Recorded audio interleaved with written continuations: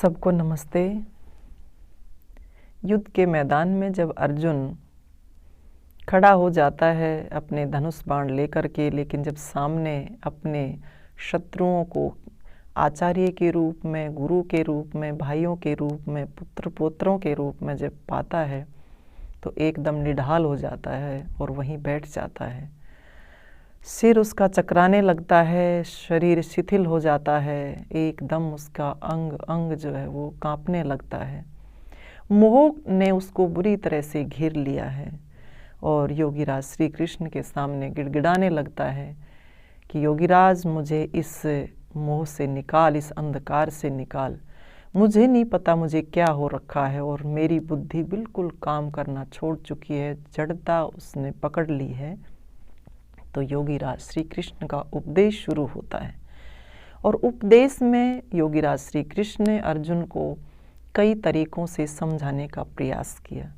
अंत में कर्म योग की शिक्षा के माध्यम से अर्जुन को समझाया और ये बताया कि कर्म योगी कैसा होता है। कर्म योग के आधार पर तू अपने जीवन को जिएगा तो तू अपने आप को समझ जाएगा और इस मोह से बाहर निकल जाएगा।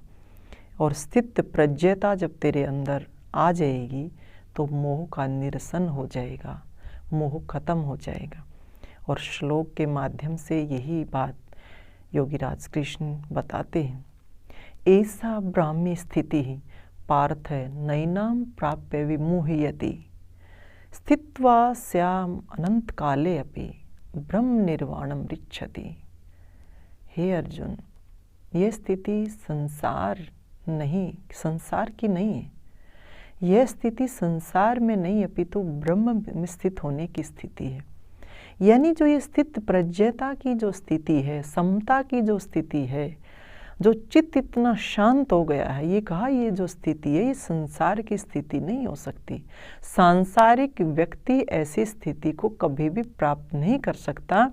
ये तो ब्राह्मी स्थिति है कि ब्रह्म में जब कोई व्यक्ति अपने आप को स्थित कर देता है तभी ये स्थिति बन सकती है। और जब ब्रह्म में कोई व्यक्ति स्थित हो जाता है, ऐसी स्थिति प्राप्त होने के बाद उसके अंदर मोह खत्म हो जाता है, मोह उसके पास रहता नहीं है।